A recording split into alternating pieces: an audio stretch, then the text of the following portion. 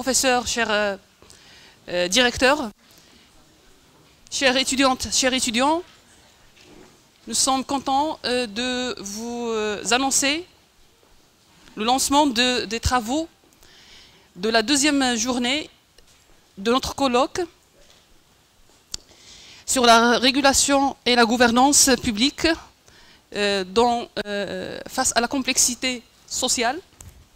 Et j'invite les panélistes à, comment dirais-je, le premier panel à le cinquième dans l'ordre, mais le premier dans cette journée, donc à commencer. Donc, et puis après les deux panels, il y aura une pause café, et après les pauses café, il y aura les ateliers doctoraux sanctionnés par deux jurys. Donc je vous remercie et bonne journée. Merci, chers collègues. Donc, bonjour tout le monde. Continuons sur notre cheminement. Donc, c'est avec un grand plaisir que je modère ce panel composé d'éminents chercheurs, donc provenant de diverses disciplines, qui porte sur une thématique particulière, donc transformation sociale et participation citoyenne dans les politiques publiques contemporaines, enjeux de gouvernance, l'égalité et innovation. Donc, sans plus tarder, donc, je vais donner la parole donc, à M. Jawad Agdal, donc, un enseignant-chercheur à la faculté de littérature et de sciences humaines, donc de STATS, donc, qui va nous parler d'un sujet très important, à savoir construction sociale de la légalité dans le contexte des politiques sociales au Maroc, cas du programme des villes sans bidonville et hameau Tchadamoun. Donc, à vous la parole, c'est Jawad.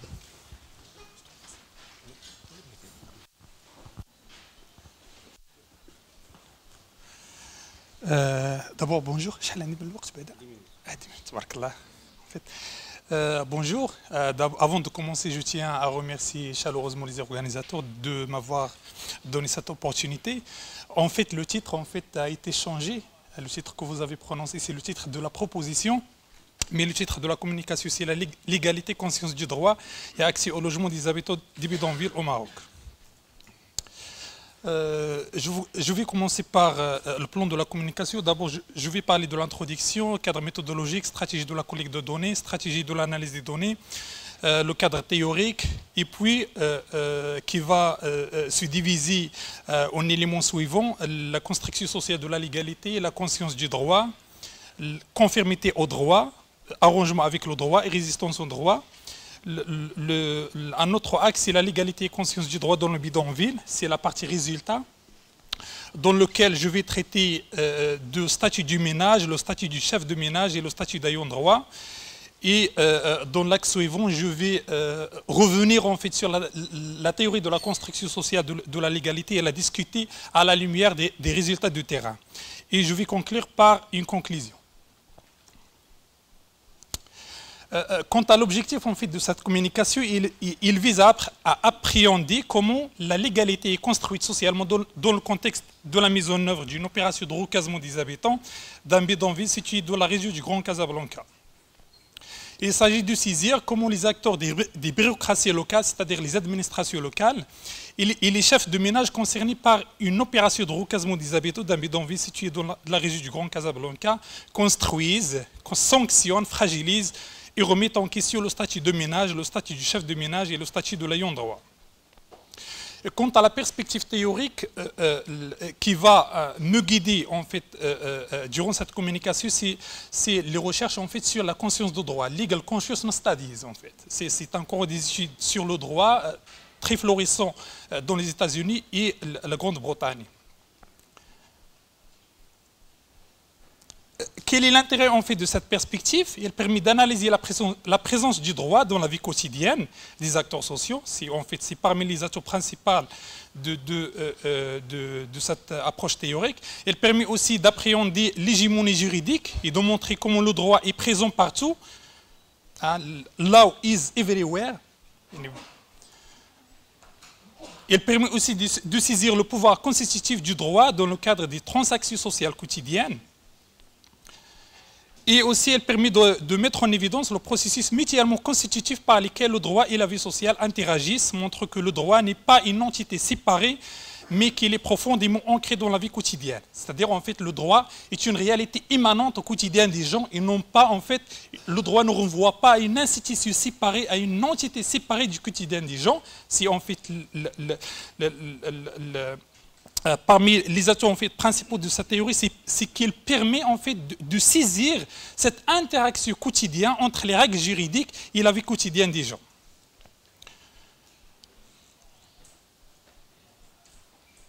En fait, c'est pour en fait, saisir en fait, cette relation imbriquée entre le droit et la vie quotidienne. En fait, les chercheurs parlent surtout de living law, ce concept permet, c'est en quelque sorte le droit vécu, tel qu'il est vécu par les gens.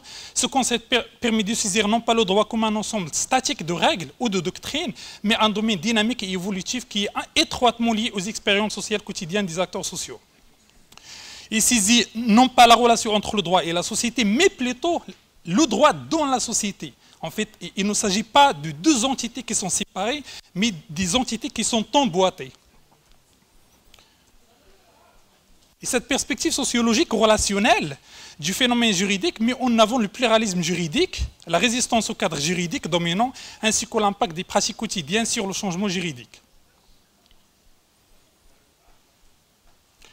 Quant à la stratégie de la collecte de données, en fait, c'était une démarche à la fois qualitative et quantitative.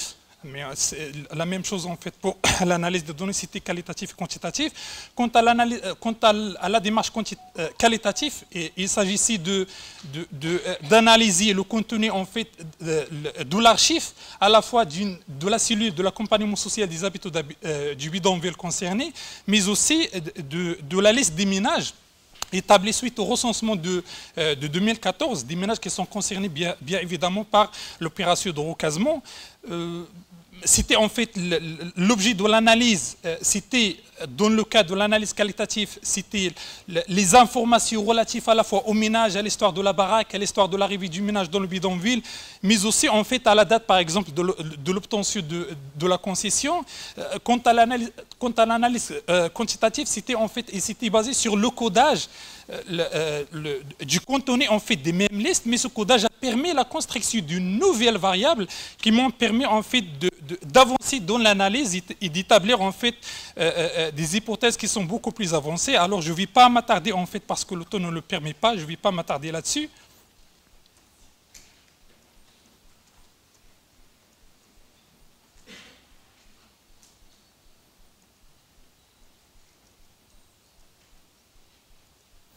Je tiens juste à souligner en fait par rapport à l'analyse quantitative, en fait, il s'agissait de deux tests, en fait, le test de Ki2 et l'analyse de régression logistique binaire. En fait, c'était les deux tests adoptés pour analyser les données quantitatives.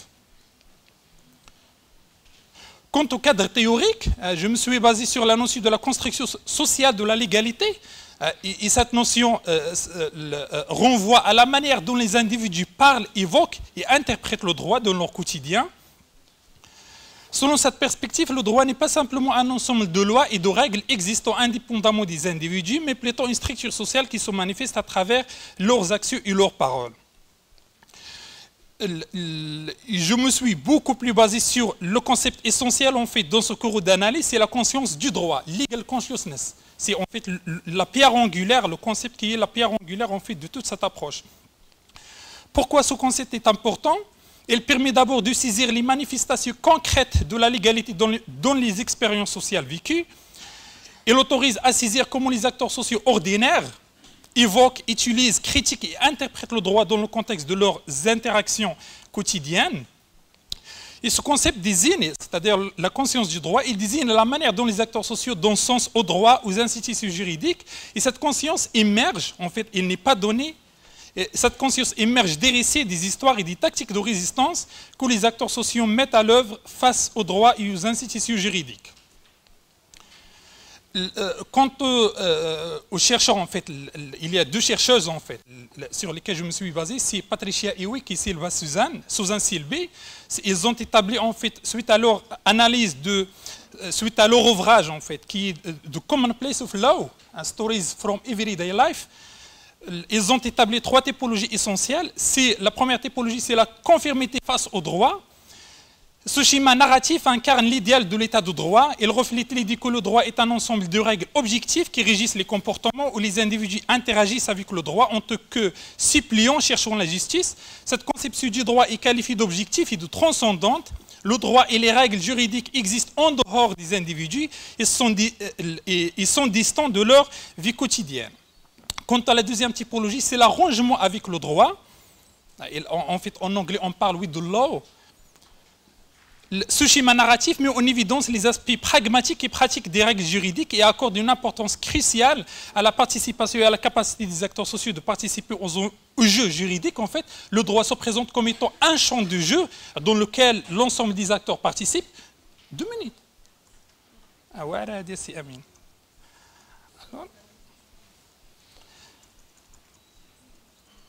Je vais tout simplement passer directement à la conclusion.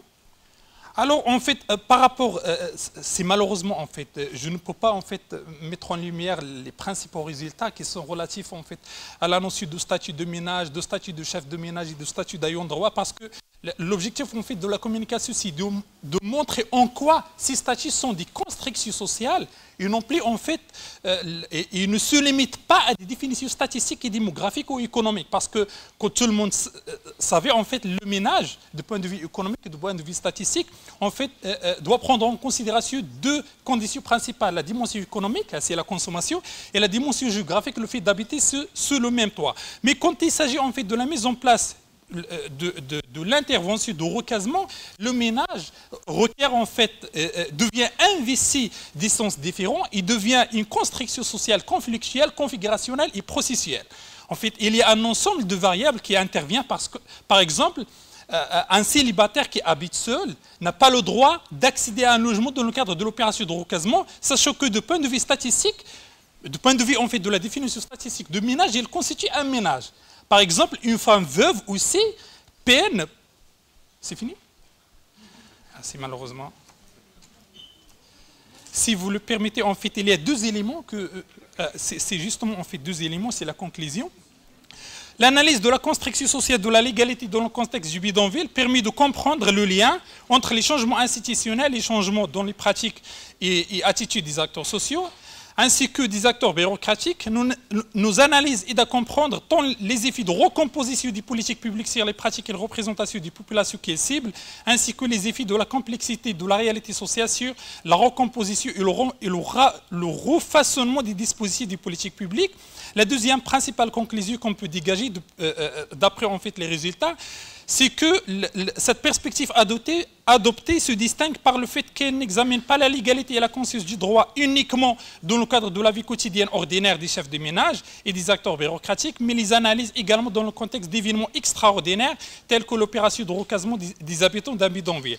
Bien que la légalité et la conscience du droit soient abordées sous des formes diverses, elles sont spécifiquement analysées dans le cadre du moment précis du transfert des habitants d'un bidonville.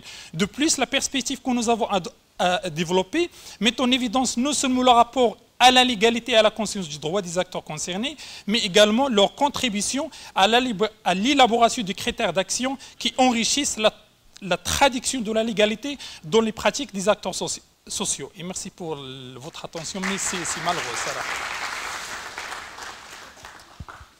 Merci, cher collègue Jawad, pour le respect du temps, pour cette contribution enrichissante qui a évoqué donc, le rôle que peut jouer la sociologie juridique dans l'analyse des programmes urbains et sociaux. Donc, je rappelle, je suis le maître du temps, le gardien de l'horloge, donc ce que vous voulez. Donc, je vais m'assurer de la gestion drastique donc, du temps imparti pour chaque communication. Donc, sans plus tarder, donc, je vais donner la parole à mon collègue Mustafa Nassi. Donc, merci beaucoup, Monsieur le Président. Bonjour à toutes et à tous. Tout d'abord, je tiens à remercier les organisateurs d'avoir accepté ma proposition de communication. Mes remerciements sont également adressés à tous les participants, notamment les étudiants qui assistent à cet événement scientifique. Donc, comme vous le savez, cette communication porte sur l'État et les associations de la société civile dans le contexte de crise au Maroc, le cas de la crise du Covid-19. Donc à partir de l'observation de la mobilisation de 3 associations de la société civile dans une mairie d'arrondissement de la ville de Marrakech, l'objectif est de présenter quelques éléments de réponse à la question suivante. Comment les associations de la société civile ont-elles été fragilisées ou bien revitalisées durant la crise du Covid-19 ? Pour ce faire, je pars de l'hypothèse selon laquelle l'engagement associatif a été fragilisé par la crise sanitaire du Covid-19 et que cette dernière a consolidé la participation symbolique des associations de la société civile dans l'action publique locale. Le contexte de crise ainsi que les mesures publiques adoptées par les pouvoirs publics m'ont encouragé à privilégier la méthode de l'entretien semi-directif auprès des représentants de 3 associations de la société civile, des élus locaux et des fonctionnaires de l'arrondissement de Marrakech-Guéliz. Donc cette communication se propose dans un premier temps d'analyser le profil des associations de la société civile mobilisées dans la gestion de la crise du Covid-19 ainsi que l'impact de celle-ci sur l'engagement associatif et dans un second temps de démontrer comment le contexte du Covid-19 a incité ces associations à réorganiser leurs actions et leurs plans d'intervention pour enfin analyser comment, ou plutôt les effets de cette crise sur les rapports autorités administratives locales et acteurs associatifs. Donc l'observation des profils des 3 associations observées ainsi que de leurs membres dans l'arrondissement de Marrakech-Guéliz permet de comprendre que celles-ci œuvrent dans des domaines liés au développement social et humain. Comme le montre le tableau suivant, les membres des bureaux des associations observées ont un profil hétérogène et sont âgés de 25 à 50 ans, sont tous des bénévoles, se présentent comme apolitiques et insistent sur le fait que leurs associations n'ont aucun lien avec les partis politiques. La plupart des membres des bureaux sont des hommes, la présence des femmes est moindre au sein de ces structures associatives. Parmi les 3 associations observées figure une association dont le bureau est composé de 5 membres, dont une femme seulement. Une autre association est composée de 9 membres, dont 2 femmes seulement. Donc cela révèle que les hommes restent majoritaires dans les bureaux d'associations, voire à la tête de celles-ci. Les métiers de ces militants associatifs varient entre salariés dans le secteur privé et fonctionnaires dans le secteur public. Il est observé que ces militants associatifs appartiennent aux classes moyennes, tandis que les bénéficiaires de leurs actions appartiennent aux classes populaires des quartiers de l'arrondissement de Marrakech-Guéliz. Cependant, bien que cette crise du Covid-19 ait révélé la capacité des acteurs, notamment des acteurs associatifs, à lancer en fait diverses actions dans des pays appartenant au continent africain comme le Maroc, ces associations ont connu certaines fragilités. Celles-ci sont dues au fait que les associations de la société civile ont arrêté leurs activités durant la crise du Covid-19. Ceci a donné lieu à un changement profond dans l'action associative. Cette situation traduit la dépendance financière du secteur associatif au Maroc et sa difficulté à trouver les moyens nécessaires pour garder son autonomie vis-à-vis des bailleurs de fonds gouvernementaux et internationaux. Les propos de cet acteur associatif montrent qu'une partie du secteur associatif dans cet arrondissement est principalement financée par des subventions du conseil communal. Dans ce cadre, certaines de ces associations n'ont pas trouvé le moyen de leurs salariés, ni les frais de location de leurs locaux. Donc cela montre que cette crise sanitaire a fragilisé le tissu associatif marocain. Donc après avoir analysé comment la crise du Covid-19 a diminué l'engagement citoyen et a réduit les financements des secteurs associatifs, il est intéressant de poser les questions suivantes. Comment ces associations sont-elles adaptées avec la crise du Covid-19 et quelles sont leurs principales actions durant cette crise? Donc l'observation des trois associations de l'arrondissement de Marrakech-Guéliz a permis de comprendre que celles-ci mené différentes initiatives et actions de solidarité dans le contexte de crise sanitaire. Celle-ci a contribué en fait au développement d'un discours de solidarité.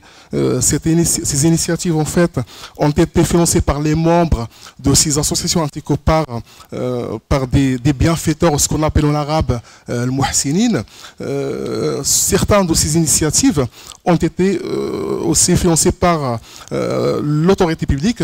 Dans ce cadre, il est nécessaire de souligner que les autorités publiques ont invité ces associations en fait à participer entre parenthèses à la gestion de cette crise. En conséquence, cette invitation des acteurs associatifs par les pouvoirs publics se limite à l'exécution des actions déjà décidées par ces derniers. Ils assistent en quelque sorte les agents de l'État. Concrètement, ces associations ne sont pas conviés aux réunions dans lesquelles les agents de l'autorité discutent de leur stratégie et de leur plan d'action. Les propos de cet acteur associatif relèvent les critiques adressées par les acteurs associatifs sur la manière dont les associations ont contribué à la gestion de la crise du Covid-19. Donc cela nous invite à interroger la question de la relation entre les acteurs associatifs et les représentants des pouvoirs publics dans le contexte de la crise sanitaire.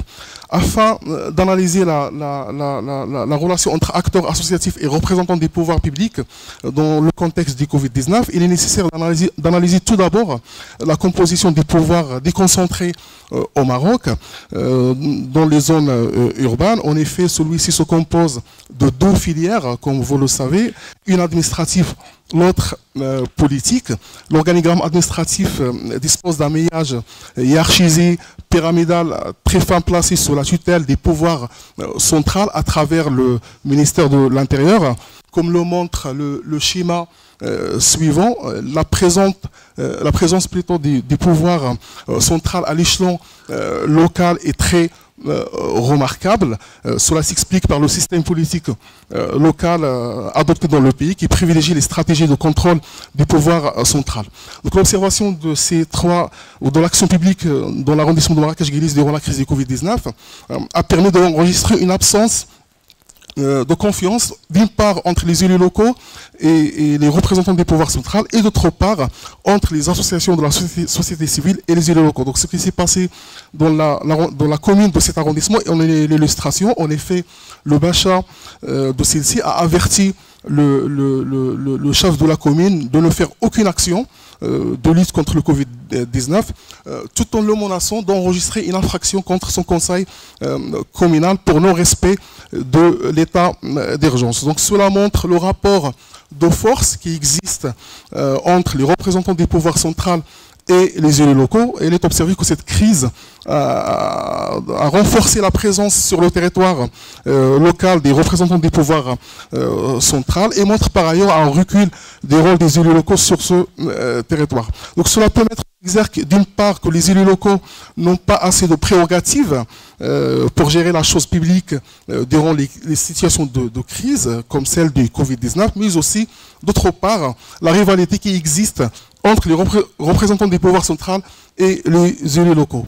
En guise de conclusion, bien que la participation citoyenne au Maroc soit devenue en quelque sorte une politique de l'État et que le rôle des secteurs associatifs est institutionnalisé afin au point d'en faire un concurrent redoutable de la classe politique, comme le soulignait Mohamed Touzi, la crise du Covid-19 dénote que la relation entre acteurs associatifs et représentants des pouvoirs publics est basée sur la subordination, loin d'un rapport centré sur la codécision permettant aux associations de la société civile de participer réellement à la planification de l'action publique locale. Le cas des trois associations observées de la société civile dans l'arrondissement de Marrakech-Guéliz montre que les associations ont joué le rôle de médiateurs entre les habitants et les représentants des pouvoirs publics, plus particulièrement un rôle d'informateur des représentants de l'autorité publique. Donc ces derniers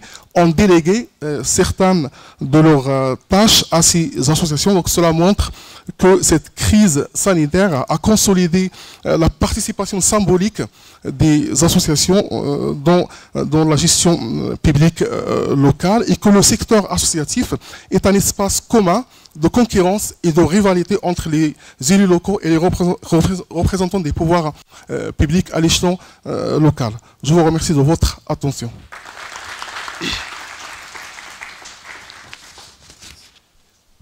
Donc, je vous remercie, cher collègue Mnasfi. Donc, je rappelle, Mnasfi est un enseignant-chercheur à la faculté de droit Meknès, donc qui nous a parlé donc des interactions menées entre l'État et les associations au temps de crise.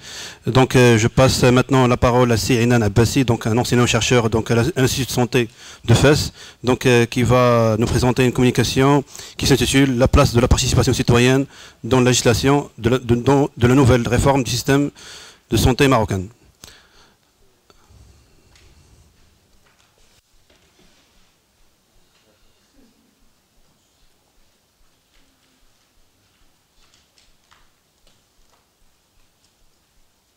Donc à vous, Sirinan.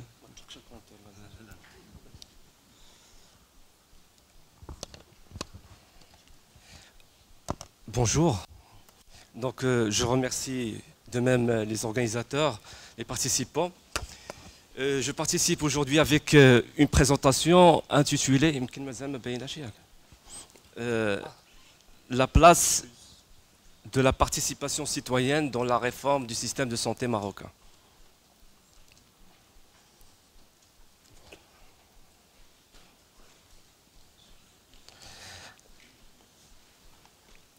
Donc déjà pour commencer, faut définir ce qu'on veut dire par la participation citoyenne dans le domaine de la santé, qui désigne l'implication active des patients et des citoyens dans tous les aspects politiques publics de la santé, allant de la planification, de la mise en œuvre des politiques de santé, à la conception, à la prestation des services de santé. Déjà depuis la déclaration d'Alma-Ata en 1978, elle a disposé que les gens ont le droit et le devoir de participer individuellement et collectivement à la planification, à la mise en œuvre de leurs soins de santé. Et depuis, nombreux sont les articles et les publications qui ont étudié la participation citoyenne et qui vont vers la qualité des soins, la sécurité des patients, mais aussi sur les résultats et sur l'amélioration sur les inégalités de soins.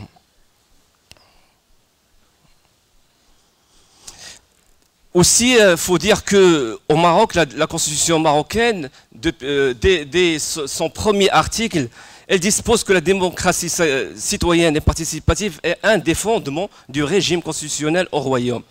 Concernant le secteur de la santé, depuis 2018, Sa Majesté le Roi a appelé à une refonte du système de santé qui va plus loin que des réformes temporelles du système de santé. Et depuis, plusieurs choses ont changé, notamment l'arsenal juridique marocain. Je vais revenir par la suite là-dessus. Concernant la participation, il faut avouer que les inégalités sociales, économiques, géographiques, mais aussi linguistiques et culturelles, la complexité des processus de décision et le manque de transparence rendent difficile pour les citoyens de s'impliquer de manière significative dans les politiques publiques de santé. En revanche, le chantier actuel de la réforme du système de santé interpelle les citoyens à y participer et c'est une occasion pour faire participer les citoyens. Du coup, notre problématique va vers la direction de la place que réserve cette nouvelle réforme du système de santé marocain à la participation citoyenne. Donc l'objectif est de faire un éclairage sur le niveau de participation citoyenne disposé dans les principes lois de la réforme du système de santé et sur les pistes susceptibles d'élever le niveau de participation citoyenne dans le domaine de la santé. Donc en recourant en deux phases, la première partie en recourant à la théorie de la participation citoyenne, notamment le modèle de Sherry-Einstein, l'échelle de participation, pour tenter de mesurer la participation, et puis sur une analyse documentaire, sur le droit comparé, sur des expériences internationales pour proposer des pistes pour augmenter le niveau de participation. Donc l'échelle d'Einstein est une échelle qui se compose de 8 niveaux. C'est intéressant de connaître cette échelle parce qu'on peut l'utiliser, les étudiants peuvent l'utiliser pour mesurer leur participation à l'Institut, par exemple, à l'Euromed. Donc c'est une échelle qu'on peut l'utiliser dans des sciences de gestion, dans la politique, dans les sciences économiques, etc. Donc le premier palier de cette échelle est la manipulation, où les citoyens sont utilisés pour valider des décisions. Dans le secteur de la santé, on recense que ça peut être des réunions publiques pour donner une impression de participation alors que la décision est déjà prise. Ça, c'est le premier palier et ça correspond à la non-participation. Les deux paliers correspondent à la non-participation. Puis la thérapie, où les citoyens sont traités comme des patients ayant besoin d'être soignés. Le véritable objectif est de les changer pour qu'ils acceptent les décisions imposées par les autorités. Et là, c'est la réalisation de programmes de réhabilitation qui visent à modifier les comportements sans prendre leurs besoins réels. Le deuxième, les trois paliers suivants correspondent à la participation symbolique qui va de l'information à la consultation, à l'apaisement. Donc l'information, la consultation, vous pouvez savoir vers quoi ça dirige, mais l'apaisement, c'est lorsque les citoyens peuvent conseiller ou planifier des actions, mais le pouvoir de décision reste entre les mains des autorités. Et ça peut correspondre à l'implication des représentants dans des comités consultatifs sur la santé sans leur donner de véritables pouvoirs décisionnels. Et puis, il y a trois paliers intéressants dans cette échelle, qui sont le partenariat, où le pouvoir est redistribué à travers des négociations. C'est par des comités mixtes. Et puis, plus intéressant, il y a la délégation de pouvoir, où un pouvoir de négociation significative est là, et les citoyens peuvent influencer, contester les décisions des autorités. Et puis, le dernier palier, le plus important, c'est le contrôle citoyen, où il y a un contrôle total de la situation par les citoyens. C'est eux qui gèrent toute la situation. Donc, vous comprenez que notre objectif est de voir dans l'arsenal juridique, qui est représenté ici par 2 lois cadres et 5 lois, du système de santé, de la réforme du système de santé, et on va voir dans ces textes-là, est-ce qu'il y a vraiment des mécanismes de participation significative, ou bien on se contente à des formes passives d'implication publique. Donc après notre étude de ces lois, on s'est retrouvé, on a fait un recensement, une extraction des dispositions directes ou indirectes qui vont vers la participation, et on s'est retrouvé avec 20 dispositions qui parlent de loin ou de près de la participation. Donc pour chaque disposition, on a fait une lecture non seulement exégétique du texte, mais interprétative pour voir le sens et où va le législateur dans sa signification. Et pour chaque disposition, on a cherché de voir où se trouve dans cette échelle. Et par exemple, ici, ça va de la consultation au partenariat. Et on a fait le même travail pour l'ensemble des dispositions. Par exemple, ici, pour cette disposition sur la loi 07-22, qui correspond à la haute autorité de la santé, on a trouvé qu'il n'y a pas un sens de participation, donc on est dans la manipulation. Donc après avoir exploré les 20 dispositions, on s'est retrouvé, nos résultats sont qu'il y a 16 dispositions sur les 20 dispositions qui se situent dans un intervalle allant de la consultation au partenariat. 2 dispositions font clairement recours au partenariat. Une disposition s'inscrit dans l'intervalle allant de la manipulation à l'information. Aucune des dispositions ne va sur les deux, vous vous rappelez de 2 derniers paliers qui concerne la délégation du pouvoir ou du pouvoir citoyen. Et aussi, on peut dire que la formulation générale et imprécise des articles rend difficile la mission de statuer sur l'intention du législateur. C'est la raison de notre recours à des intervalles au lieu de se statuer sur un palier directement. Donc, et puis, dans notre deuxième partie de la communication de l'article, on a cherché de voir dans les expériences internationales comment on peut élever le niveau de participation citoyenne à travers... Donc, 2 minutes, voilà. Donc, un ensemble de propositions qui vont d'instituer la participation citoyenne dans le domaine de la société, dans le processus décisionnel, à travers les comités d'administration de ces structures. On a beaucoup d'expérience là-dessus. Le CHU, par exemple, dans la loi 70-13, dans le projet de loi, il y avait une représentation des usagers, mais à la fin, après la publication de la loi, on a supprimé cette disposition. On comprend qu'il y a une difficulté de faire adhérer l'ensemble des associations, mais par exemple, la France a trouvé une solution par l'agrément d'associations. C'est-à-dire, on ne donne pas le droit de participer dans les conseils d'administration à tous les associations, mais les associations qui justifient l'ensemble d'efforts et d'années de travail et répondent à un cahier de charges. On peut travailler là-dessus. Aussi, on peut proposer la création de comités de conseils citoyens dans les établissements. Il y a déjà une expérience au Maroc des comités locaux de santé dans les établissements de soins santé primaires, mais il y a des expériences plus intéressantes au Canada, au Suède, au Brésil. Il y a aussi des mécanismes de reddition de comptes. Aussi, il y a des possibilités de gérer les services de santé dans la cogestion. Il y a des expériences, on a parlé de l'expérience de la Nouvelle-Zélande, mais aussi il y a aussi les possibilités de donner la possibilité de la gestion communautaire directe des projets à travers des budgets participatifs dans le cadre de la décentralisation. Donc je conclus pour dire qu'aujourd'hui au Maroc, à l'ère de la réforme du système de santé, passer des niveaux de participation, de la consultation et du partenariat à la délégation de pouvoir, ou au pouvoir citoyen nécessite des réformes structurelles profondes et un engagement clair des autorités publiques à partager le pouvoir avec le citoyen.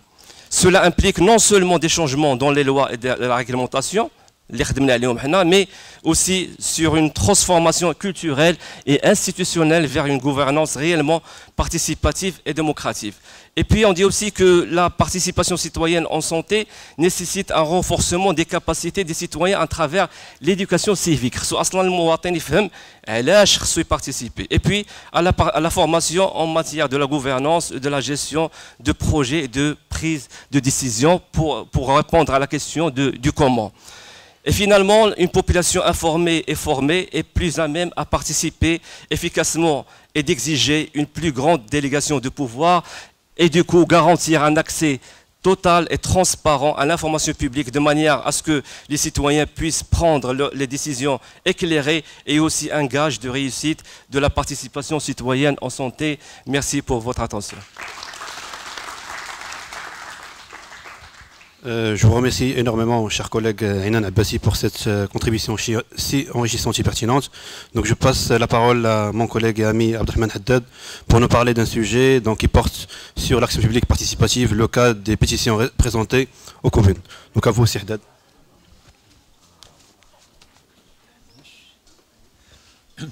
Sabah al-Khair, bonjour. Je suis désolé, je n'ai pas préparé de slide. Parce que j'ai une seule question à partager avec vous sur la démocratie participative. Est-ce que nous voulons vraiment mettre en place une démocratie participative? Est-ce que vraiment le législateur marocain est sérieux sur le projet de mettre en place une démocratie participative? Aujourd'hui, tout le monde en parle. On trouve le concept dans le discours politique, partis politiques, État, collectivités territoriales, élus, etc. On trouve le concept dans le discours associatif. Tout le monde croit que c'est la nouvelle mission des associations d'après la Constitution de 2011. Et on trouve le concept, bien évidemment, et ça devient la mode au niveau des universités, dans le discours académique. Pas mal de thèses qui sont consacrées à la démocratie participative. Mais la question est la suivante. Est-ce que vraiment nous sommes sérieux? Est-ce que le législateur est sérieux? Il veut vraiment mettre en place une démocratie participative au Maroc?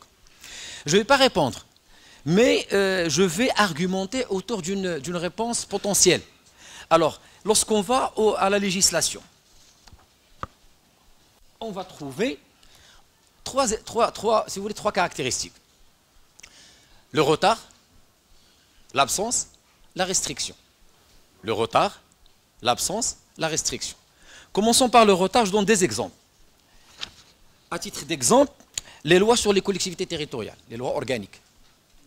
C'était prévu en 2011 avec la Constitution et n'ont été adoptées qu'en 2015, vers la fin 2015. La version française n'a été adoptée qu'en 2016, avec beaucoup de retard, alors qu'on aurait pu les adopter en 2011, fin 2011, début 2012, et préparer les collectivités territoriales et les élus aux échéances électorales ultérieures. Ce n'était pas le cas. Si je prends le cas sur la loi sur les modalités de présenter les motions.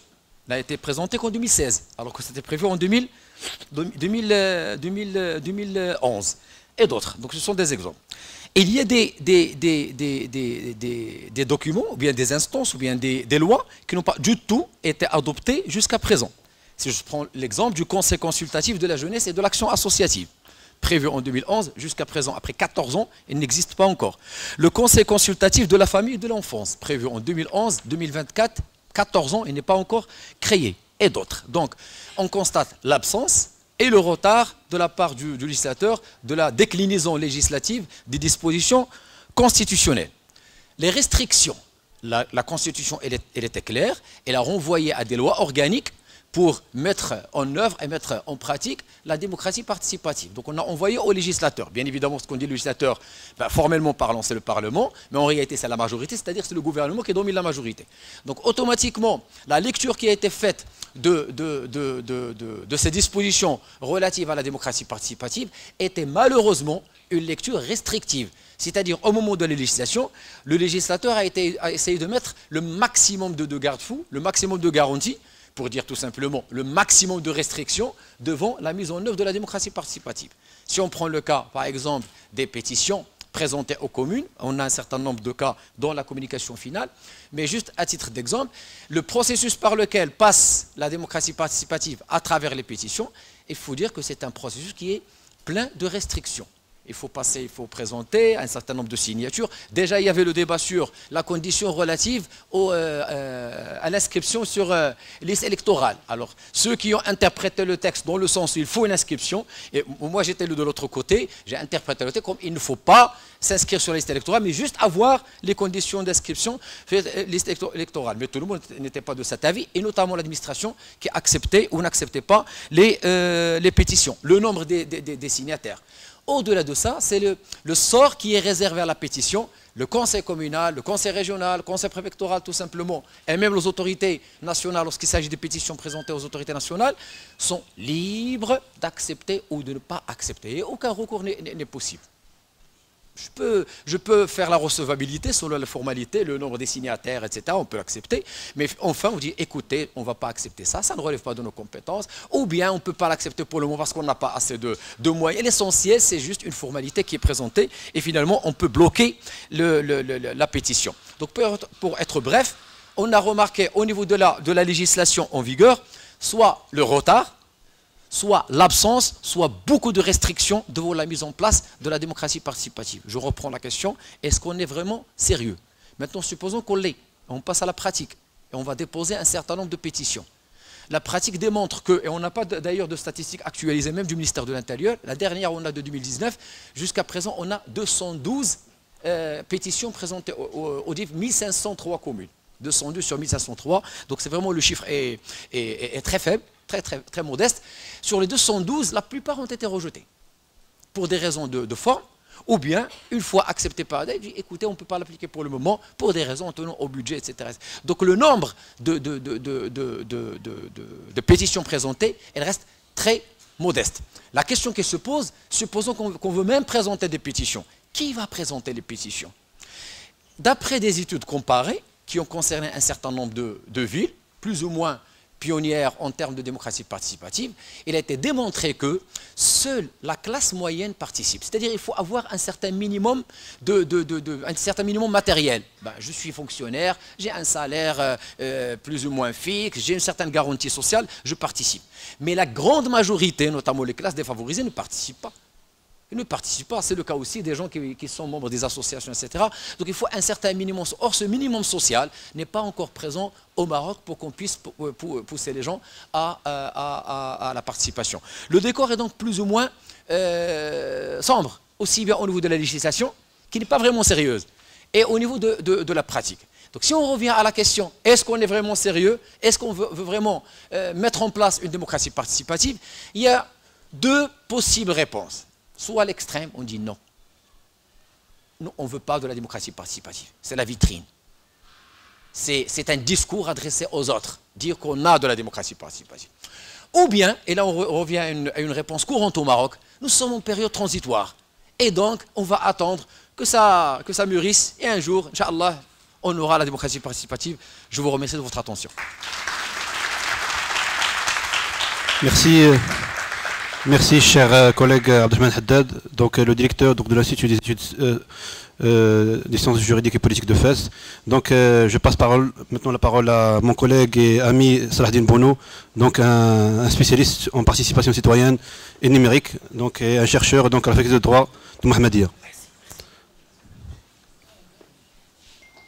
Donc à vous aussi Salahdine.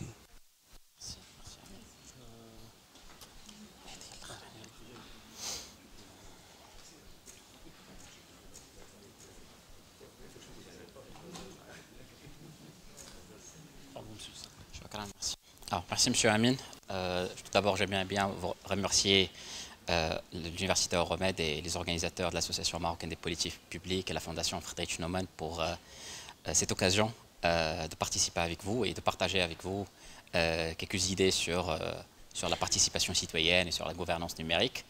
Je ne vais pas aller sur du pessimisme qui a été présenté par monsieur Haddad.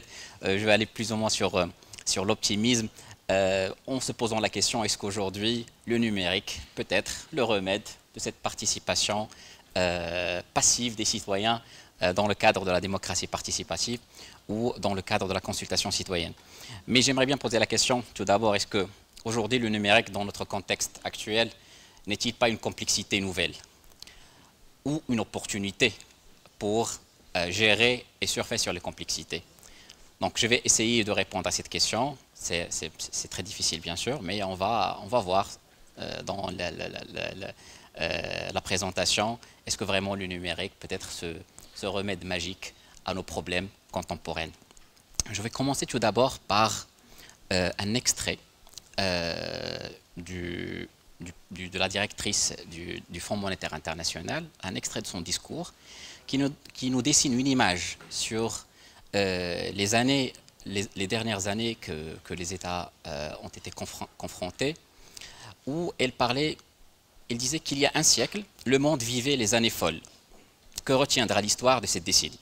Les années turbulentes, une décennie de perturbations et de divergences des destinées économiques. Les années moroses, une période de croissance lente et de mécontentement populaire. Ou plutôt les années transformatrices, une ère d'avancées technologiques rapides pour le bien de l'humanité. Pour la directrice FMI, elle a dessiné un petit peu ce qui va se passer dans les années à venir.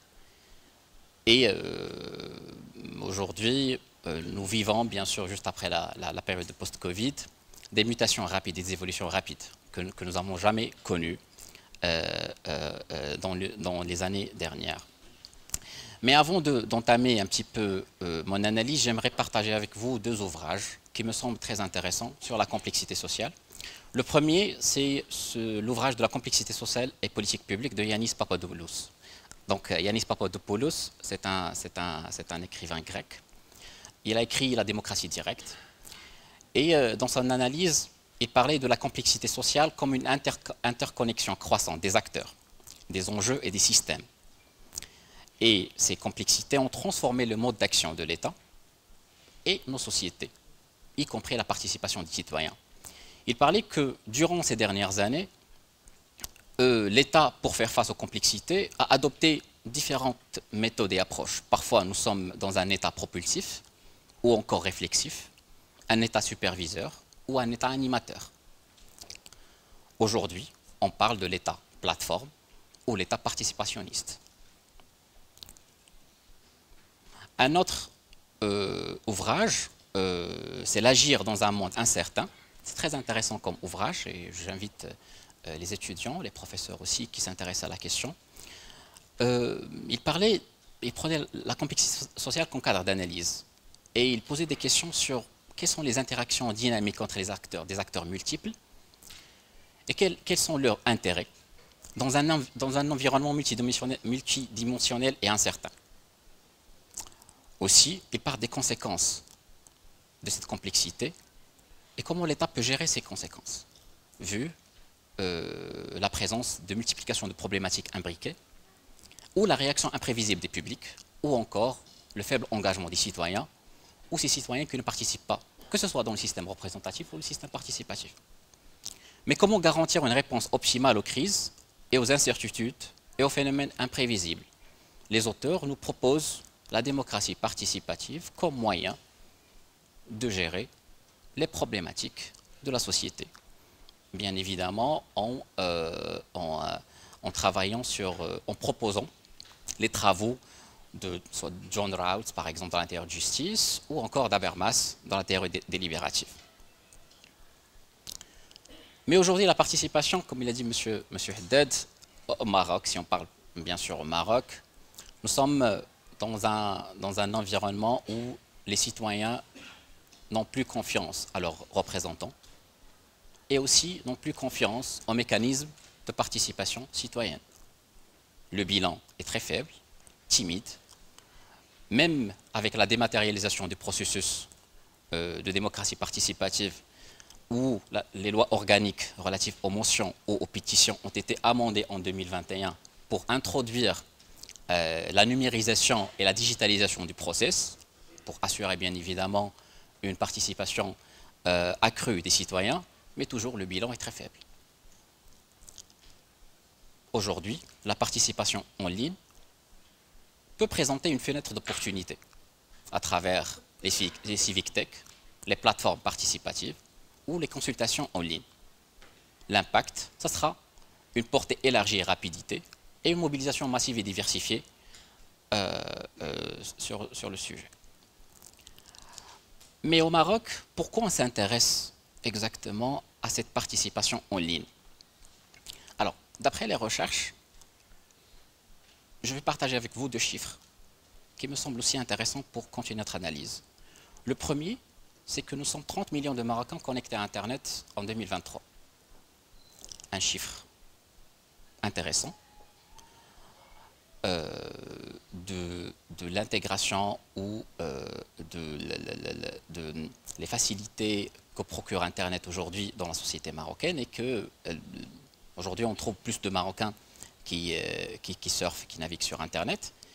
Mais il y a un autre rapport intéressant de l'ANRT, c'est l'Agence nationale de réglementation et télécommunications, qui nous disent, sur une enquête collectée auprès des ménages et des individus, on voulait étudier les comportements des Marocains sur Internet. Qu'est-ce qu'ils font les Marocains sur Internet?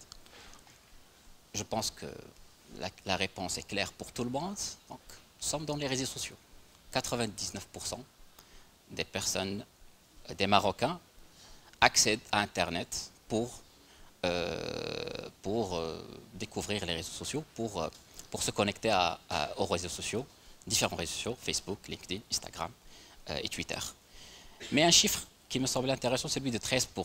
13%, ce sont le nombre des Marocains qui ont été enquêtés dans un échantillon de 5760 personnes, ont déclaré qu'ils ont déjà participé à des pétitions en ligne ou des votes en ligne. Et on trouve que ce nombre me semble intéressant, vu qu'il y avait des études en 2016 sur deux auteurs marocains qui ont créé un article sur parler politique en ligne. Et d'après leur enquête, on trouvait que simplement 2% des Marocains ont déclaré d'avoir participé politiquement ou de parler politique en ligne, sur les réseaux sociaux bien sûr. Bien sûr, les deux études, leur environnement, leur méthode et aussi leurs résultats sont différents, mais ils peuvent nous donner une idée minime sur cette évolution depuis 2016 jusqu'à 2023. Les rapports sont disponibles sur Internet dans le site de l'Agence nationale de régulation des télécommunications pour les gens qui veulent creuser là-dessus. Mais ces deux indicateurs ont poussé les autorités publiques, donc je vais essayer d'être plus rapide. Donc ces deux indicateurs ont poussé les autorités publiques à innover en lançant des plateformes participatives et des plateformes de consultation citoyenne. Et ce que je peux appeler, c'est l'effervescence du post-Covid-19. C'est-à-dire qu'après Covid-19, et dans les années 2021, 2022, 2023, il y avait des plateformes qui ont été lancées, soit plateforme Ma'diana, notre O, nosahimo.gov.ma et madrasna.ma. Ce sont des exemples nouveaux de ces outils de consultation citoyenne institutionnalisés, lancés pour des consultations publiques et citoyennes par respectivement le ministère de l'eau, le ministère de l'énergie et de développement durable et le ministère de Madrasna et le ministère de l'éducation nationale. Autre exemple illustratif de cette dynamique, c'est l'approche adoptée par la commission spéciale sur le modèle développement. Alors, cette commission a adopté une approche participative hybride en exploitant une plateforme numérique dédiée. Et les contributions des citoyens ont été à la fois physiques et digitales. Et ce qui est intéressant, c'est que les personnes qui ont interagi avec la commission, si on trouve par exemple que 1100 personnes ont été écoutées à travers des séances d'écoute citoyenne, nous trouvons que 2200 contributions ont été sur la plateforme, ce qui représente 25% des personnes interagies. Pour clôturer, d'accord. Alors, aujourd'hui, dans un contexte de mutation et de crise, l'objectif ou l'idée de la plateformisation de la consultation citoyenne commence à prendre place dans l'espace public et se présente comme une innovation participative qui s'ajoute aux mécanismes institutionnels relatifs à l'exercice de la démocratie participative. Mais il y a des enjeux et des perspectives.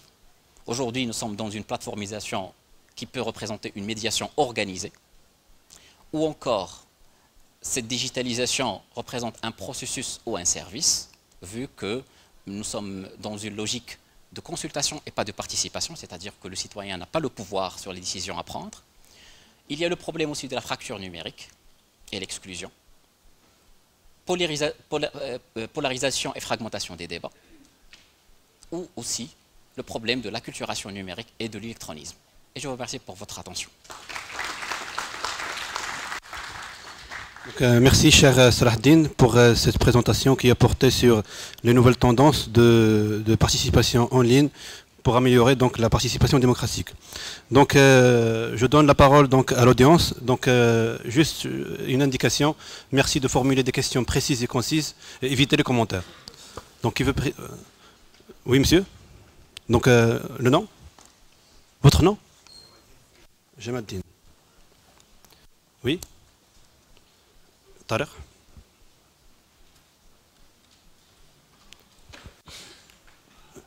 Monsieur? Oui? Deux.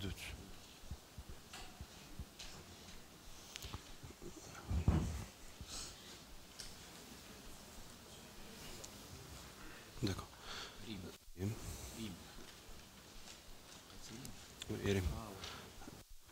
Oui, اسميتك سميتو؟ كيني. إدريس.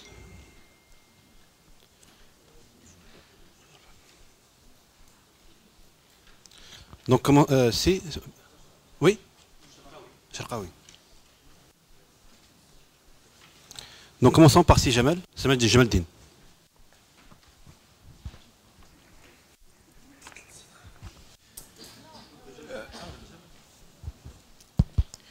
Merci infiniment pour la parole. Ma question a été posée au professeur Abbassi, si je ne me trompe pas, en ce qui concerne la réforme de la santé. C'est un concept qui m'a particulièrement touché et j'ai bien aimé la présentation. Mais cela dit, j'ai juste une seule question. En ce qui concerne la réforme de la santé au Maroc, nous voyons que la réforme en question connaît certains problèmes. Par exemple, j'ai pu identifier 9, la bureaucratie et lenteur administrative, c'est-à-dire que parfois lorsque les malades vont se faire soigner dans les hôpitaux, le processus de soignement est souvent très lent et qui frustre souvent les citoyens marocains. Nous avons également l'inégalité d'accès aux soins, c'est-à-dire ce n'est pas tout le monde qui a des moyens aisés et qui peuvent parvenir à des soins. Nous avons également le manque de personnel et de formation, puisque beaucoup ne sont pas formés dans le domaine médical. Nous avons le système de financement insuffisant aussi, la corruption et mauvaise gestion, puisque bon, on n'engage pas souvent des médecins qualifiés. Et par exemple, l'évolution démographique des maladies, le déficit de prévention et d'éducation de santé. Et tout cela sont des facteurs qui peuvent freiner la réforme. Ma question maintenant était la suivante. Quelles sont les principales mesures adoptées pour éliminer toutes ces contraintes présentes au Maroc et rendre la réforme de la santé plus efficace?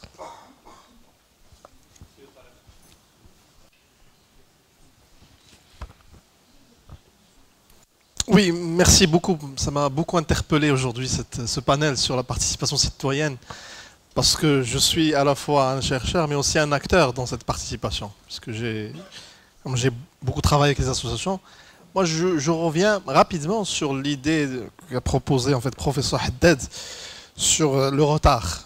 C'est une problématique qui m'interpelle, puisqu'il interpelle aussi la question des temporalités. Où se conjugue à la fois la notion du temps et la notion de l'acteur qui intervient dans ce temps. Enfin, dans le temps du politique n'est pas le temps forcément de la participation elle-même en tant qu'objet d'étude. Je pense que dans la Constitution depuis 2011 à aujourd'hui, c'est vrai, je suis tout à fait d'accord avec vous pour dire qu'il y a, mais est-ce que vous ne pensez pas que ces processus institués ne permettent pas aussi de rendre plus intelligible l'action de l'État, puisque l'action de l'État est par nature une action qui interprète cette question du retard par beaucoup de, je dirais, d'autres réticences aujourd'hui qui existent dans le temps administratif, le temps social aujourd'hui. Donc je pense, est-ce que ce n'est pas un paradoxe fondateur de l'action aujourd'hui de l'État, puisque d'un autre côté, nous avons quand même institué des commissions dans les lois organiques, des commissions qui accompagnent en fait les commissions Hayat al-Insaf wal-Musawat et d'autres commissions qu'on retrouve aussi dans l'échelle régionale. L'idée, moi, qui m'interpelle, c'est qu'en est-il de cette participation dans ces commissions, notamment pour accompagner l'action territoriale de ces conseils régionaux ou bien conseils communaux?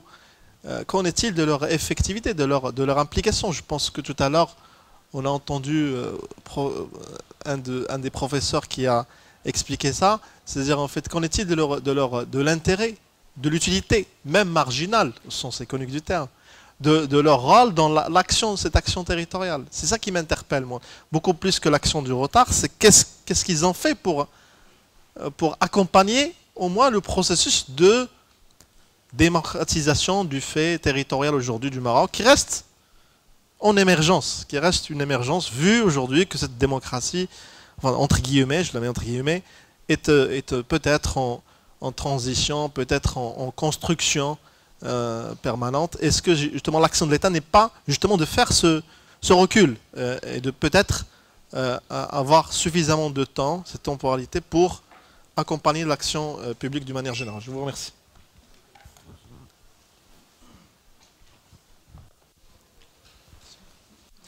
Bonjour à tous, je suis Doudou Nixon, étudiant doctorant fraîchement admis à la faculté des sciences humaines et sociales ici à cette université. Alors, ma question va être adressée à M. Agudal, que je remercie pour son intervention ainsi que les autres panélistes. Parlant des villes sans bidonville, c'est le fait de donner le droit d'accès au logement adapté, à l'éducation, à la formation professionnelle, aux soins de santé, etc. Alors, vu l'enclavement de la région du Sud, à savoir Tata, Guelmim, Oued et d'autres régions, en termes d'infrastructures, en termes d'accès au logement, à l'éducation et surtout à la formation professionnelle, que vise le droit ou encore l'action publique et, au regard de la situation de cette région? Merci.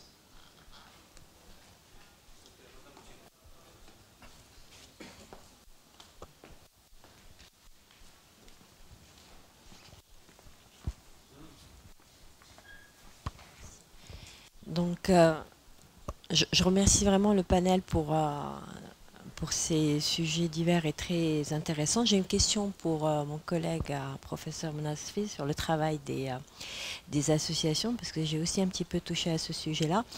Alors, est-ce que vous ne pensez pas que cette difficulté de travailler entre l'État et les associations, est-ce que c'est pas simplement une question bon, ils les traitent comme des...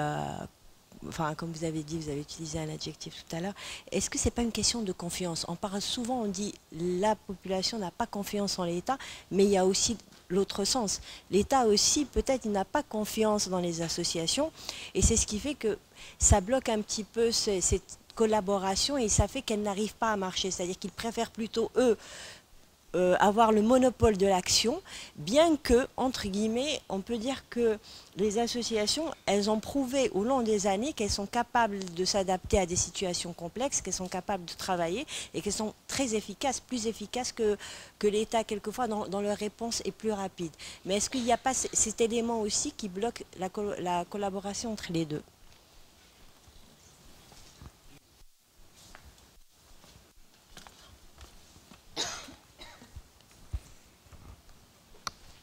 Bonjour tout le monde. Tout d'abord, j'aimerais vous remercier pour la qualité de toutes vos interventions. Et il y a un petit détail qui m'a interpellée dans la communication que nous a présentée M. Haddad. Et du coup, c'était par rapport à ce que vous avez dit, si j'ai bien compris. Pour présenter par exemple une pétition, il faut le texte de loi qui encadre la présentation des pétitions ne s'est pas prononcé de façon... disons, stricte sur les conditions nécessaires pour présenter cette pétition-là. Et donc, il faudrait, au point de vue de l'administration, comme je pense que vous avez dit, il faudrait non seulement avoir les conditions pour pouvoir être inscrit ou inscrite sur les listes électorales, mais il faudrait être inscrit ou inscrite sur les listes électorales pour le faire. Donc, si c'est bien le cas, pour beaucoup, ne pas être inscrit ou inscrite sur les listes électorales est une position politique en soi. Refuser de s'inscrire sur les listes électorales, c'est peut-être pour certains et certaines, ce n'est pas juste le fruit d'une absence de socialisation politique, mais plutôt d'une socialisation politique qui fait que l'on décide de ne pas s'inscrire. Et donc, la démocratie participative et la participation citoyenne étant, quelque part, c'est la définition simpliste, mais une alternative à une participation seulement par les urnes, elle priverait des personnes qui refusent de participer par les urnes, de participer également par un autre biais de participation. Donc, je pense que donc, est-ce que ma pensée est, enfin pas correcte, mais est-ce que j'ai compris est correct? Et quelque part, est-ce que ça ne, si le constat est correct, encore une fois, est-ce que ça ne creuse pas le gouffre entre la population et le gouvernement, les décideurs et décideuses et celles sur qui la décision s'applique encore plus, au lieu de que la participation citoyenne ne soit finalement là pour rapetisser ce gouffre-là. Et ensuite, il y a eu le détail, il me semble, dans la dernière communication, par rapport à l'ensemble des plateformes qui sont mises à la disposition des citoyennes et citoyens afin qu'on puisse plus participer aux décisions. Je suis étudiante en sciences politiques et je n'ai jamais entendu parler de ces plateformes-là. C'est par exemple, nous étudiantes et étudiants en sciences politiques, nous sommes quelque part avec les professeurs et professeuses, chercheurs et chercheuses dans le domaine, les personnes qui devraient être le plus mises au courant de ces choses-là. Si même, enfin je parle de moi personnellement, si je ne suis pas au courant, et je suis sûre que bon nombre de mes camarades ici présents ne le sont pas non plus, est-ce que le citoyen, la citoyenne lambda, qui n'ont pas peut-être de culture politique spécifique, le sont réellement, et vu qu'ils ne le sont pas, à quoi finalement servent ces plateformes-là? Et donc cela rejoint finalement le constat final que est-ce que la question que vous avez posée, Monsieur Haddad, au tout début. Est-ce que réellement, il y a volonté d'avoir cette participation citoyenne? Et ça rejoint aussi Madame la professeuse tout à l'heure, dans son intervention avant moi, elle avait dit, est-ce que réellement, il y a les citoyens et citoyennes n'ont pas confiance en l'État, mais est-ce que l'État aussi n'a pas finalement confiance en ses citoyens et citoyennes pour mettre en place réellement une participation citoyenne réelle? Pardon pour la longueur de mon intervention. Oui.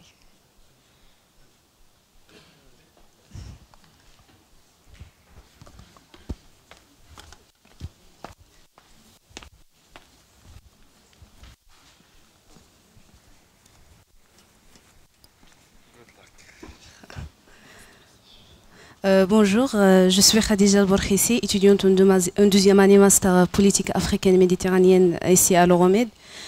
Tout d'abord, je tiens à remercier chers intervenants sur la qualité des informations et surtout la qualité des thématiques présentées. Ma question est la suivante. Dans le contexte des récentes catastrophes naturelles au Maroc, comme le séisme d'El Haouz, quelles leçons peut-on tirer sur la collaboration entre l'État et la société civile? Parce que c'est dans les cas d'urgence les ONG qui interviennent les premiers. Et je suis sûre et certaine que les ONG influencent les décisions de l'État parce qu'ils ont un statut juridique et ils ont des moyens financiers nécessaires. Et ils sont indépendantes. Et merci.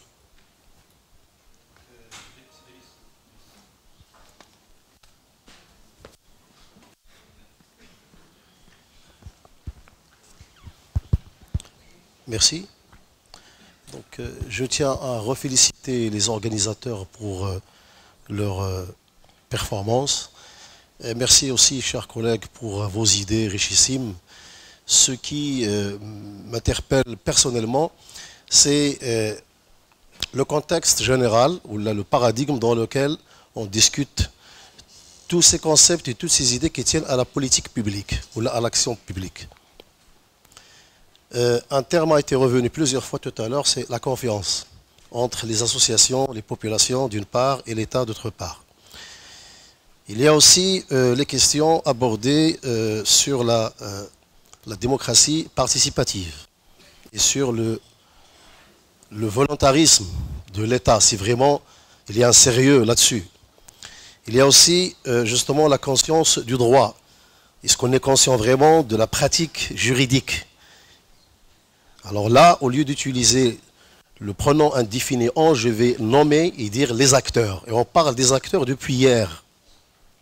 Moi, ce qui me tient à cœur, franchement, est-ce que nous sommes, et là je vous pose la question, je la pose à tout le monde, est-ce que nous sommes vraiment conscients, dans le cadre de cette philosophie dite réflexive déjà, est-ce que nous sommes conscients du fait qu'il y a vraiment des acteurs, et qu'il y a un acteur, et que les gens qui se prennent pour des acteurs sont vraiment réellement des acteurs, ou s'agirait-il seulement, comme a déjà dit Pierre Bourdieu, les a nommés des agents agis.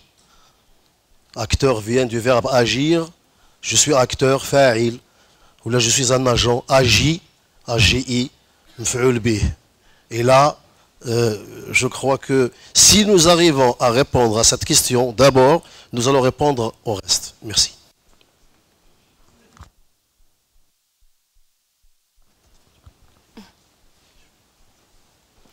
Rebonjour.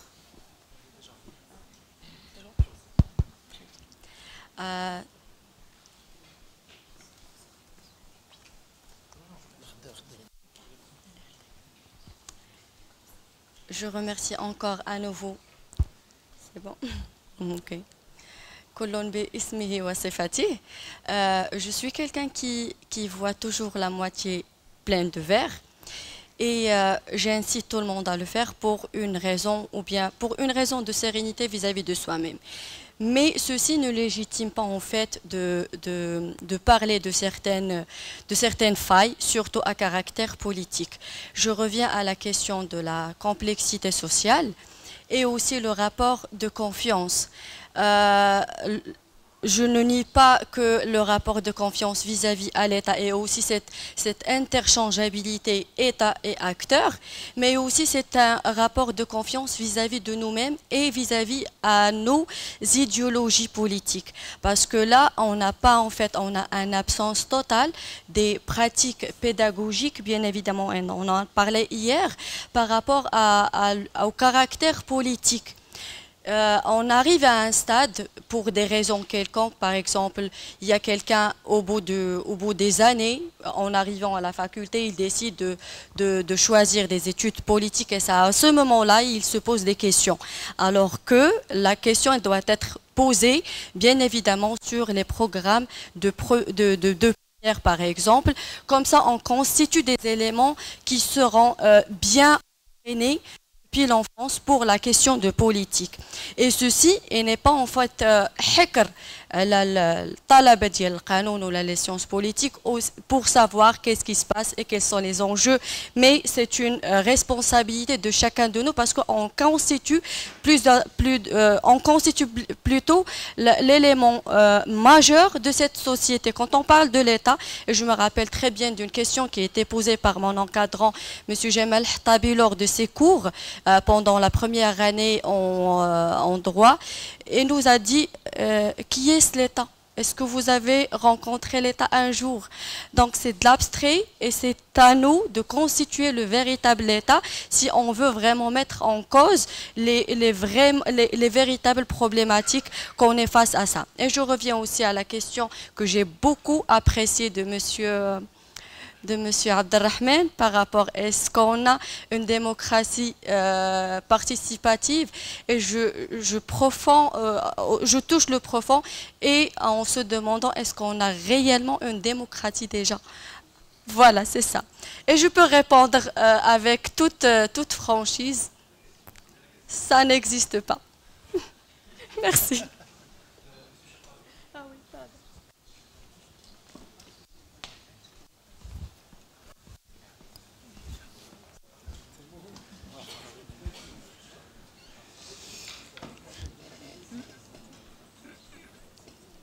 Je vais me porter à faux contre la démocratie participative, car je crois plus à une forme de démocratie qu'on pourrait dire communautariste, où c'est la communauté qui décide.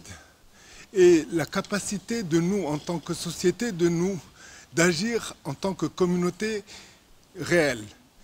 Je vous interpelle personnellement à vous dire quel est le niveau de communautarisme que vous avez. C'est-à-dire, est-ce que vous participez au syndic de votre immeuble? Quelles sont les activités sur lesquelles vous vous impliquez, tant au niveau de aux professeurs, au département, aux chercheurs, aux étudiants? Quel est votre niveau de communautarisme? La crédibilité de vos communautés va créer la démocratie réelle. Et là, on aura des interlocuteurs réels face à l'État. Ne demandons pas à l'État de nous organiser. Organisons-nous en tant que communauté d'intérêt ou de partage, avant de demander à l'État de nous organiser ou d'agir en notre nom.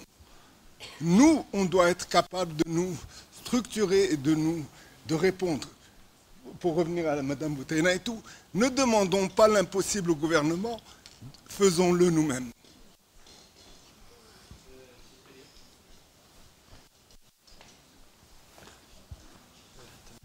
Merci.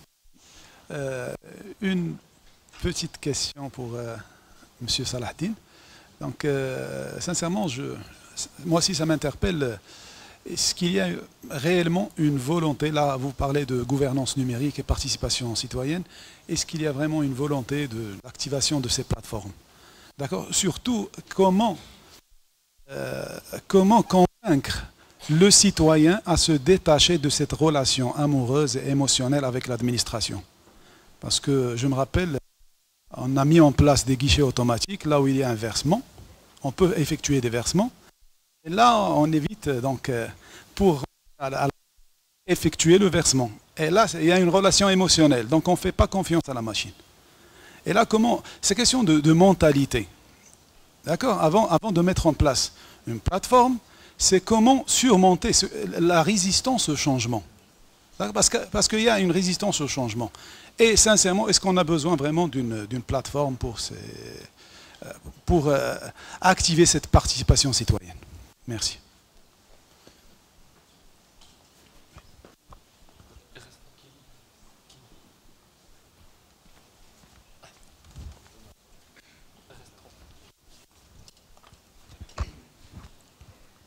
Merci pour la parole. J'essaierai de ne pas être long. Je me prénomme Jonathan, étudiant ici à Euromède, et j'ai eu la chance de travailler en licence sur mon PFE sur la thématique de la démocratie participative avec le professeur Haddad. C'est une thématique qui me porte beaucoup. Et lorsque j'ai travaillé sur cette thématique, j'ai relevé quelques défaillances, pour ne pas revenir sur ce que M. Haddad a dit. Et j'aimerais dire, rejoindre ici le propos de la démocratie communautariste, que je suis vraiment totalement d'accord, parce que aujourd'hui j'ai remarqué, lorsqu'on parle de démocratie participative au Maroc, on ne prend pas en compte les communautés étrangères. Et c'est un réel problème que moi j'ai décelé lorsque j'ai travaillé sur mon PFE, parce qu'aujourd'hui au Maroc nous avons les communautés étrangères. Moi je suis gabonais, il y a des Sénégalais, il y a des Ivoiriens, etc. Également il y a des entreprises ici au Maroc. Est-ce que lorsque les décisions sont prises au sein des collectivités territoriales et au niveau central, les communautés étrangères sont inclus lors des réunions, etc. Parce que nous vivons au Maroc, nous payons les impôts au Maroc.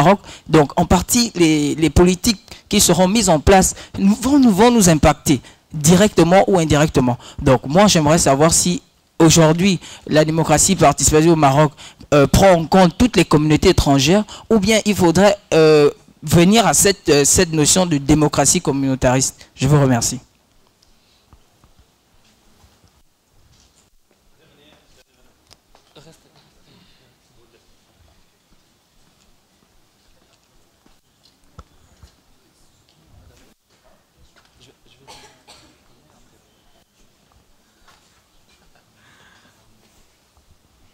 Donc bonjour à tous, bonjour chers panélistes.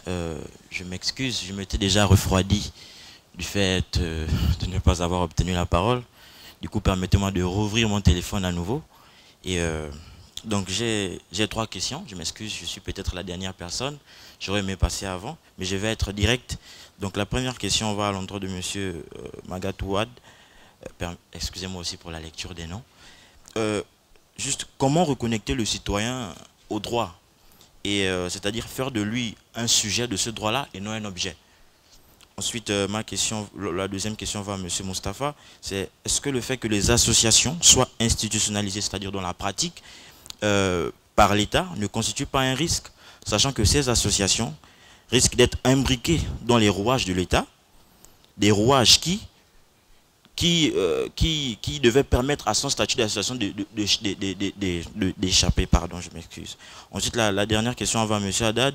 Est-ce que c'est le contexte qui ne permet pas d'établir une véritable démocratie participative, effective et établie, ou le problème est ailleurs? Merci.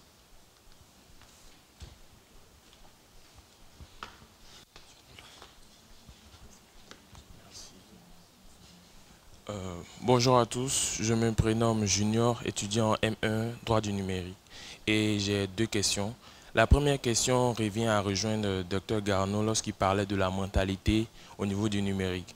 C'est de savoir comment garantir la sécurité et la confidentialité des données dans des consultations numériques. Par exemple au niveau de la fugacité, du piratage de données et tout ça. Et ma seconde question, c'était de savoir comment intégrer des approches hybrides, à savoir physiques, où il y a une administration, on se rend dans l'administration, et numérique pour maximiser l'impact de la participation citoyenne.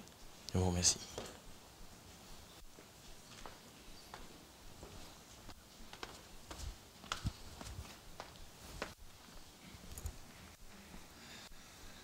Donc je remercie l'ensemble de l'audience pour leur pertinence question et réactivité. Donc je redonne la parole donc, à nos chers panélistes. Donc je commence par Haddad. Alors, très rapidement, parce qu'on a empiété sur le temps de l'autre panel, le temps. Eh bien, puisqu'il faut donner du temps au temps, pourquoi pas à l'État? Je suis partant. Mais le problème qui m'intrigue, ce sont 2. Premièrement, est-ce qu'on n'est pas en train de légitimer une pièce de théâtre qui est en train d'être jouée devant nous, et on est en quelque sorte les comparses, pour ne pas dire les agents, les comparses de cette pièce de théâtre? il faut se méfier. Et est-ce qu'on n'est pas, par notre implication, en train de légitimer tout un système? Ça, c'est le premier, je dirais le premier problème qui m'intrigue. Le deuxième, c'est en relation avec les élus. La pratique qu'on est en train de faire maintenant dans la démocratie participative au Maroc, c'est une pratique qui est en train de délégitimer l'élu local. Essentiellement l'élu local. Pour moi, la collectivité territoriale est un construit démocratique. C'est un acquis social. Il faut le défendre.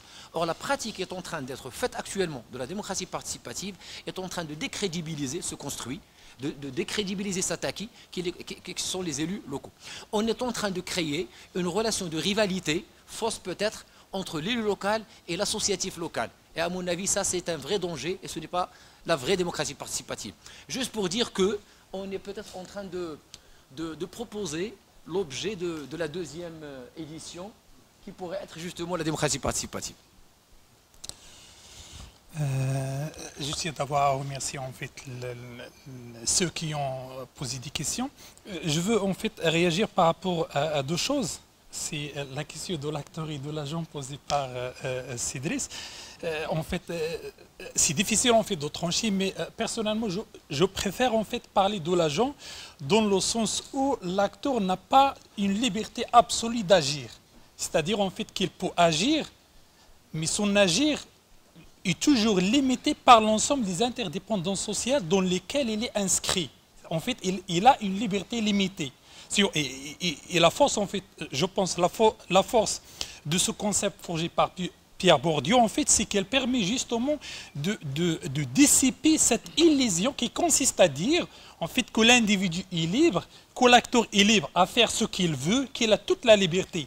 Mais quand il a proposé l'agent, c'est justement, en fait, dans l'objectif de saisir sa rationalité limitée. La rationalité de l'acteur est toujours limitée parce qu'il est toujours inscrit dans un ensemble des interdépendances sociales et institutionnelles qui limitent en fait sa liberté. Et même en fait quand on parle de la stratégie de l'acteur, on parle d'une stratégie objective, c'est-à-dire limitée par l'ensemble des contraintes sociales et institutionnelles qui entourent en fait l'acteur.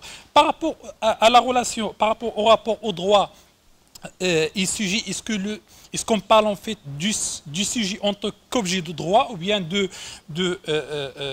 droit du sujet? Je pense en fait que la perspective théorique proposée par les études sur la conscience de droit consiste seulement à dépasser en fait cette dichotomie qui consiste en fait à établir cette distinction tranchée entre d'un côté le sujet, l'acteur, et d'un autre le droit.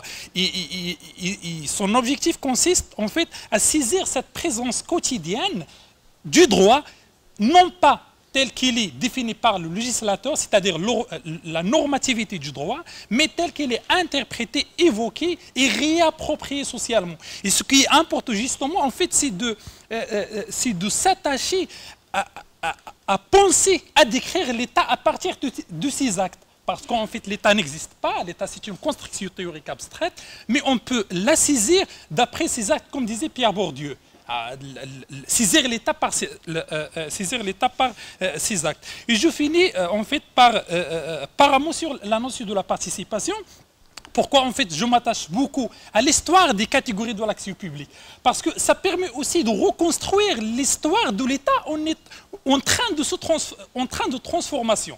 C'est hyper important. Quand on parle de la participation, il s'inscrit dans un projet de la réforme de l'administration. Et ce projet a été d'abord mis en place par des institutions internationales. Et ces institutions ont basé en fait leurs propositions sur le néo-institutionnalisme. C'est en fait l'analyse néo-institutionnelle en économie. Et l'objectif principal en fait de ce courant économique, il consiste à dire que quoi qu'on fasse, on ne réussisse pas à implémenter plutôt en fait un projet d'intervention si on ne tient pas en compte l'histoire des institutions locales. C'est ça en fait le plus important. Et il faut comprendre la notion de l'institution ici, à la fois dans le sens formel, tout ce qui est institutionnel, juridiquement parlant, mais aussi dans le sens informel, c'est-à-dire l'ensemble des coutumes, des traditions, des signes, des symboles et des représentations qui font que ces institutions formelles n'arrivent pas à s'implanter correctement dans le quotidien des gens. Merci beaucoup, merci pour les participants pour leurs questions, notamment à Boutseina.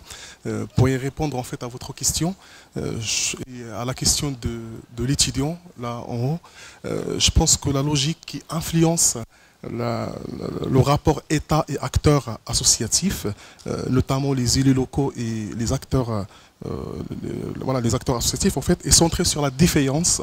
Cela veut dire qu'il y a une sorte d'absence de confiance entre ces acteurs. Cela peut être expliqué par le fait qu'il y a des associations qui sont proches des partis politiques, et donc cela en fait renforce l'absence de confiance entre ces acteurs.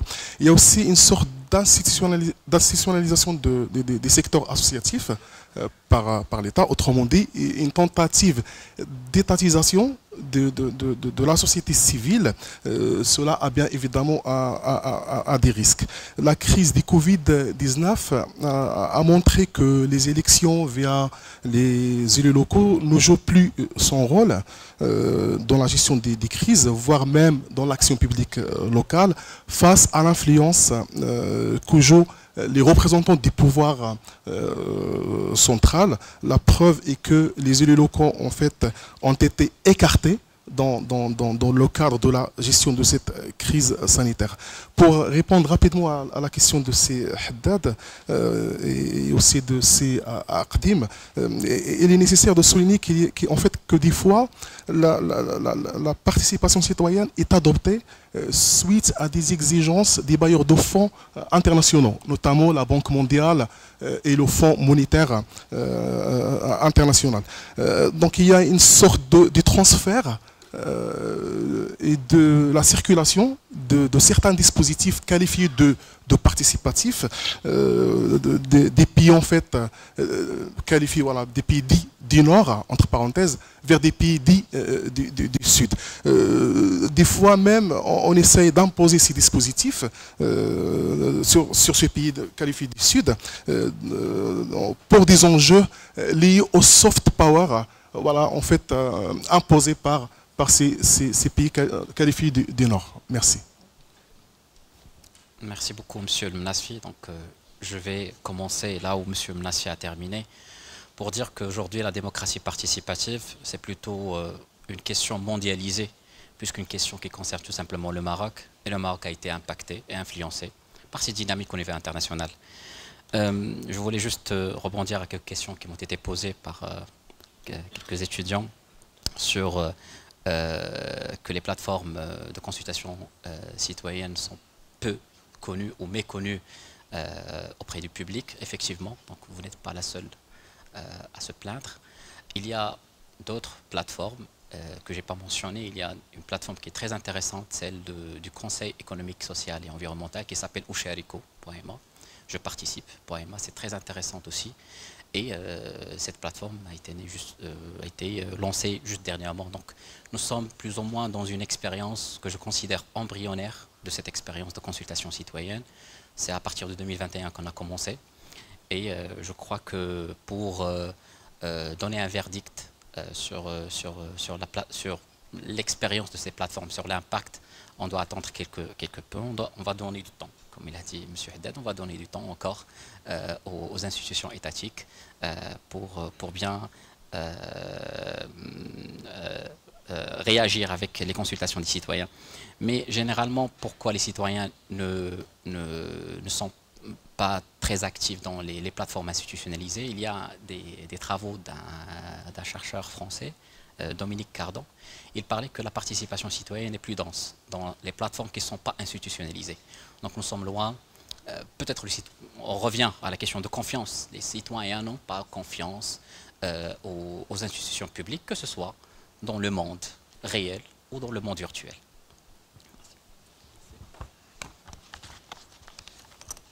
Donc, je vous remercie. Moi, j'ai eu une seule question par rapport au système de santé. Donc, je vous remercie d'ailleurs pour votre diagnostic. Vous avez bien touché les soucis majeurs du système de santé, effectivement. Mais mon intervention était surtout sur la participation dans le système de santé, bien que c'est un sujet important qui me tient à cœur parce que personnellement, j'enseigne le système de santé, les politiques de santé au Maroc. C'est un sujet qui est très important. Je ne vais pas répondre à la place du gouvernement, mais quelques idées pour vous rendre la balle en toute courtoisie. Sur le sujet de la bureaucratie, aujourd'hui, il y a des efforts qui sont en train de se faire par la création des groupements sanitaires de territoire, les GST. Le problème avant, c'était qu'il y avait plusieurs têtes de management au sein des régions. Il y avait les directions régionales, les délégations, les CHU. Il y avait beaucoup d'intervenants. Demain, il y aura un seul intervenant, les GST, qui vont gérer la politique sanitaire au niveau des régions, que ce soit pour le niveau hospitalier que pour le niveau des soins de santé et primaires. Sur la question du financement, de l'accès aux soins, aujourd'hui, on ne peut pas nier qu'il y a des efforts déployés. On est passé de 20% de personnes couvertes en 2006 à aujourd'hui de plus de 90% de personnes qui sont couvertes par la couverture sanitaire universelle, bien qu'il y a beaucoup de problèmes aujourd'hui de gestion de ces programmes-là. Sur le sujet des ressources humaines, effectivement, la pénurie est là, comme beaucoup de pays, comme la plupart des pays au monde. Il y a des efforts qui se font à travers la formation et l'élargissement des bénéficiaires de la formation en médecine, en sciences infirmières, mais aussi pour retenir les professionnels dans le système public, c'est une chose qui est difficile avec les attractions qu'il y a au secteur privé. Aujourd'hui, il y a un mécanisme qui va être installé bientôt, qui est les salaires, le salaire variable des professionnels de santé, c'est-à-dire qu'il y aura un salaire fixe et un salaire variable, une partie de salaire variable qui correspond à la performance des professionnels de santé. Et ça va rectifier un peu l'injustice salariale sur ce sujet-là.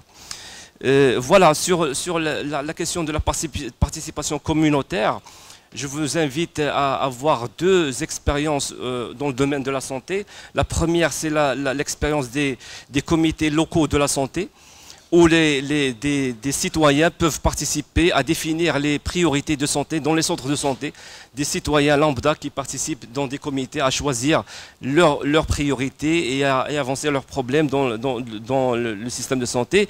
Et puis l'expérience de grossesse sans risque, où dans des zones lointaines, les citoyens participent dans la mise en œuvre de la politique de la prise en charge des parturientes. Vous pouvez savoir qu'il n'y a pas possibilité de mettre des maisons d'accouchement partout dans les zones lointaines, et du coup, pour transférer les parturientes dans le Golden Hour, les citoyens participent dans la prise en charge première de ces citoyens-là. C'est une expérience très importante en matière de prise en charge communautaire. Je vous remercie.